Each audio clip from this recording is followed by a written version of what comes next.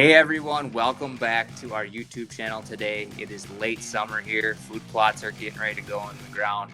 And we got our good friend Chad Maves here from Central Wisconsin. He is part owner of Genesis Custom Food Plots.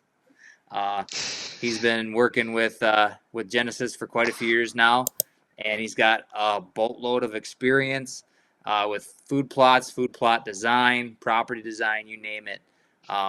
We got a topic today that a lot of people I feel like that are listening are interested in. When you're putting food plots in, you're always trying to cut costs, save money. A lot of people don't have a lot of money to put in giant food plots or have the access to big equipment.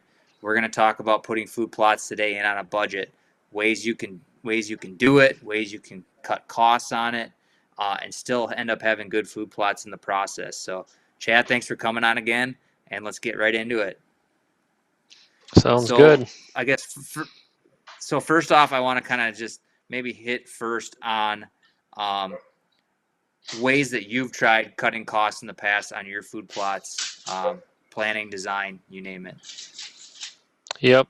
So most of our guys that we work with, the first discussion we have is kind of a budget and what their goals are. So we're never designing anything that is out of the budget or just out of the realm of doing things. So there's certain crops that are expensive to plant, like corn, sugar beets. They take a lot of fertilizer, and if you're on a budget, I would not recommend those. And then there's other crops you can plant too that are coming back every year. Like if you just don't want to spend the money every year to put a crop in, put some clover in or alfalfa or something like that, and then you just got to spend minimal costs every year to maintain it. So it's good to know what your budget is before you start your process, and then after that it's kind of it dictates what you have access to. So if you only have a tiller and a garden rake, I mean, go buy yourself a bag of lime, a bag of fertilizer, till up your little spot and go throw it out. If you got a little bit bigger, I recommend getting a soil sample, and yeah, you spend a little money up front, but follow their recommendations, and you know exactly what you got to put down. You buy exactly what you need and put it down. You're not just guessing, which in most cases you're going too heavy anyways and wasting money. So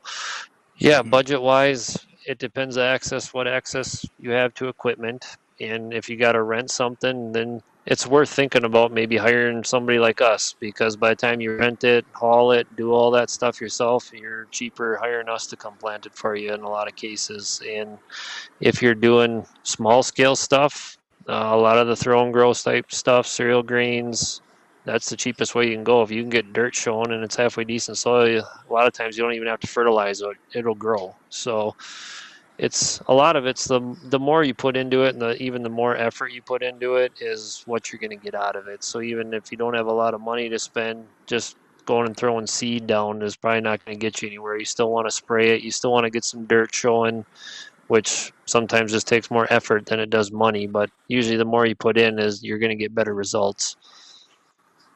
Is there certain ways, like from a spraying lime fertilizer standpoint, you can be still effectively applying those on your food plots, but saving costs? Yeah, it's costs vary. You can try to buy the stuff on sale. I mean, don't do stupid things like spilling or wasting stuff. I mean, that's all. If you can't afford a $20 bag of fertilizer and a $10 bag of lime, and you can't afford a jug of chemical, well, I'm not sure you should be probably putting in the food plots, because then you got to be managing your funds probably a little better.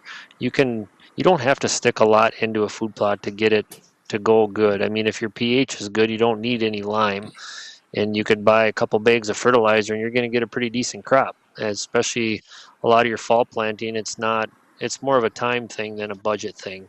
The budget comes more into play when you get bigger farms and you're planting 10 acres of food plot. Then you really start talking costs. You start putting corn in, $600 to $700 an acre pretty easily if you're hiring it out, because you need a corn planter, you need bigger equipment. You can do broadcast corn. We have figured out a way. We actually have a video on that, where if you just have a disc and a four-wheeler, you can get that to go, but it still takes fertilizer, and quite a bit of fertilizer, to get a good corn crop. So yeah, the crops matter to some point, but most cases, if you're doing small little food plots, you can do everything you want to do with a 4-wheeler, a drag, and a sprayer and get pretty good plots. And you could set aside a few $100 every year for that, and that'll cover you.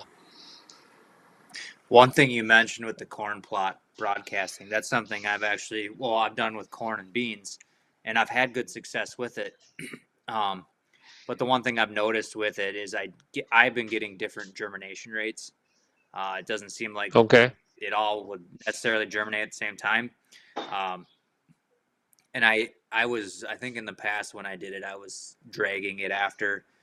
Maybe I should have been just lightly disking it, but maybe there's something you could kind of touch more on that with if someone is trying to plant corn or beans, they don't have access to a planter. What's the best way to go about it? Uh, the easiest plug for that is go to our YouTube channel and check out our broadcast corn video. That'll give you a step-by-step detail way on how to do it. The biggest thing with broadcast corn and what we had to figure out with it is you had to dilute the corn seed because you could not drive fast enough and open up the hopper just enough to where it always got planted way too heavy, and you need to plant corn at the right rate because if you plant it too thick, it won't get any cobs on it. So Okay. yeah, check that out. The biggest thing, yeah, depth is important. You want most of your seed, especially corn seed, to be inch and a half, depending on soil type.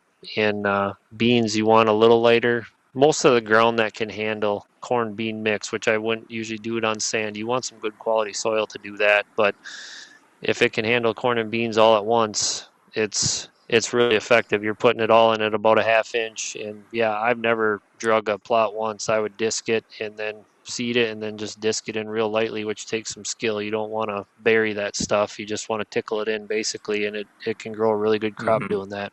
I'll make sure I put a link in the description of this video to that broadcast video. So if people that are listening want to check it out, they can do that also. Okay. There, Clover is one thing I want to touch on. You mentioned a little bit earlier. Like you said, it is a great way to cut costs. Something that comes up every year. There's obviously some maintenance involved with it, though, which has costs on the other end, too. Maybe touch a little bit on that, longevity of it, things like that. Yep. So, well, let's just talk on clover and alfalfa. So, clover, you have the initial cost of getting it going, but once it's going, it's coming back every year. So, the maintenance with that is you don't have to reseed every year, but like if it's an interior woods plot, every year I'm going in blowing the leaves off because that'll help the seed come back. I overseed it every year, and then usually most of my clover plots I'll mow twice a year, sometimes 3 times a year, depending on weed pressure and how hot and dry it gets. So yeah, once you have it planted, your maintenance basically comes mowing it a few times a year. Usually I can get away with spraying it every 2 years, and that requires a specialty spray like I'm doing, usually Clefidin and Raptor with crop oil because that targets grasses and then some broadleafs but doesn't kill the clover. So usually I'll only spray every 2 years, and then I'm mowing 3 times a year, and then I'll overseed it every spring. And I've had some plots going indefinitely doing that. My one plot by my house here is 11 years, and it still looks phenomenal. But every year I overseed it, I mow it, and I've been spraying it about every 2 years. And every once in a while I'll give it a shot of fertilizer just to help it green a little bit more before hunting season and give it that little extra boost. Correct me if I'm wrong, though. With the chemical aspect of clover, alfalfa, that's probably your biggest upfront cost, right? Is just for maintaining it.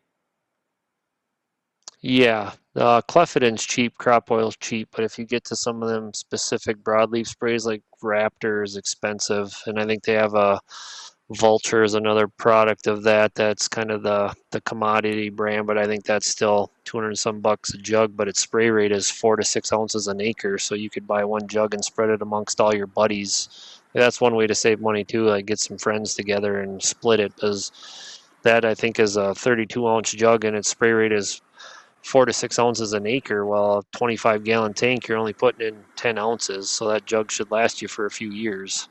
So yeah, you have that initial cost up front, but it's lasting you quite a while. And the crop oil and Clefidin are pretty cheap. I think you can get those for 20, 30 bucks a jug in you're off to the races with those.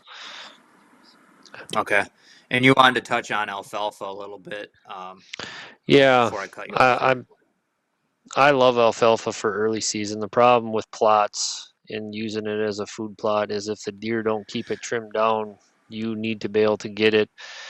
You need to mow it on a regular basis because if it gets too tall, it gets stemmy, and you lay it down, it'll kill itself. That's why guys bale it. So if you have no way of it getting 2 feet tall and you mow it and you can't move it off the plot, yeah, you're screwed. So we don't do much alfalfa for guys just because it's a fine line. If you have a high deer density area and you know the deer never let it get taller than 8 inches, I love alfalfa. It's pretty near king for killing deer in September, but it's also a tough crop because if it gets away from you, then you got problems. One thing though with purchasing seed too that a lot of guys really need to keep in mind is that when you like I have a lot of friends that are big food plotters back home and they don't buy their seed until after hunting season. Like they're getting older seed probably, but they're getting it Yep. at a Fleet Farm and other places at a discounted rate. You might sacrifice a little bit of the success of the germination on it, but if you're wanting to cut, a little bit of that cost, you can get pretty good deals on food plot seeds, um, no matter what the brand is. After hunting season when they go on sale. Yeah, for sure. If the thing I tell guys with that is I it's pretty common most seeds if they're a year old, you're still mid 80s germination, maybe even 90 yet. Once you get to 2 years old, it starts dropping pretty quick. Then you're hoping for 70%. If that seed's older than 2 years old, I'm not planting it because then all of a sudden you get 50% germination and yeah, you're just wasting your time. It's like time to cost ratio there doesn't make sense. So in most Mm-hmm. cases don't save a ton of money, and I've seen it. I've done it with some Turkey Federation beans. These guys get these beans dirt cheap and then want us to plant them, and the germination is just terrible, and then you get some deer on it and the plot never turns out. It's like, well, now you just paid us for nothing. You tried to save some money on seed, but your crop didn't turn out. So yeah, I don't like to plant stuff more than a year old. If it's a year old, I'm good with it. You'll still get great germination. If it Yeah, gets more than a year old, then I'd rather spend more money to have higher quality. probably my opinion, one of the biggest tools in a food plot arsenal that can save you a lot of money is having just a hand spreader. Uh, I'm a big fan of the Earthway spreaders. I don't know what you guys use, but I'm sure you do a lot of your stuff obviously on four wheelers and planters. But if you're doing hand spreading, I don't know if there's a certain one you recommend, but like I said, a lot of my food plots back home, and I plant probably close to 2.5 to 3 acres and stuff down here. It's all hand spreaded. I don't use a planter at all. Yep. No, that's probably the most cost-effective way a lot of guys do it. I mean, if you just have a four-wheeler and can't afford to put a spreader on that, you can. If you just had a four-wheeler, I would still always try to get a spray tank because I think that's going to help you a lot. But you can get yourself an Mm-hmm. old bed spring and a hand spreader and plant a lot of ground doing that. Some hard work, but yeah, you can plant a couple acres with that equipment. I've done it because I've had to early years, and yeah, then it just comes down to and effort and your how much time you have. Yeah, and your back pays for it after that. That's good. Riding the four wheeler Good for several hours. exercise. Good Yeah, exercise.